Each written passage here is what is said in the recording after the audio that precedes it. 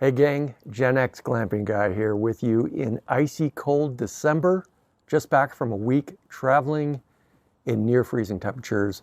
I'm going to share with you in this video how to decide whether or not to use the heat pumps versus the furnace, all the different settings that you need to consider, and other ways to stay toasty warm when you're out and about glamping in the late fall and winter months here in the United States of America.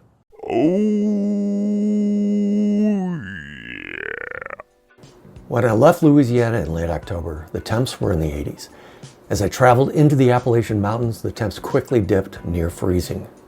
Luckily, Airstreams are equipped with everything we need to stay warm. Watch and learn how to manage your Airstream heating system for your next cold climate getaway. First off, my Globetrotter has two heating zones.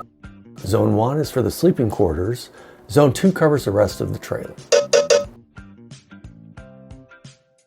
There are two heating options. First, if temps remain greater than 40 degrees, you can remove the nip in the air by activating the heat pump.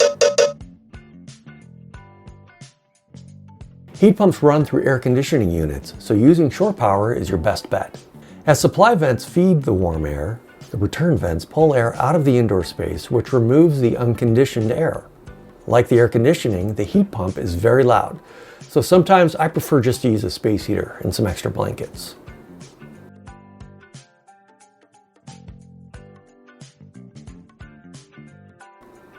Heating option number 2, the furnace.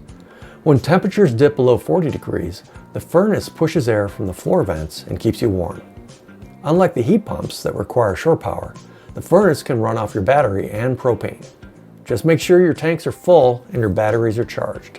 In my 27-foot Globetrotter, the furnace only runs in Zone 2, not the sleeping quarters in Zone 1. If it's freezing outside, I make sure to open the cabinet doors to help keep the water pipes warm. Heads up, I learned that there is a water heater safety mechanism to prevent the coils from freezing and splitting open. If you don't activate your propane, this safety mechanism cycles and beeps every hour, and it displays an E1 error code. It's enough to drive you batty. When ready to winterize the Airstream, you can flip the switch outside of the water heater to disconnect it. Finally, there's an app called Victron Connect to monitor power usage. I downloaded it to my iPhone and will test it out for my next trip.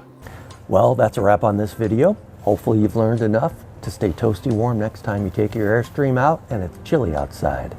Check out the FAQs in the video description below. I did a ton of research for this video and I've answered a bunch of questions that came up. Finally, you get out there and you glamp like no one's watching. Glamp on.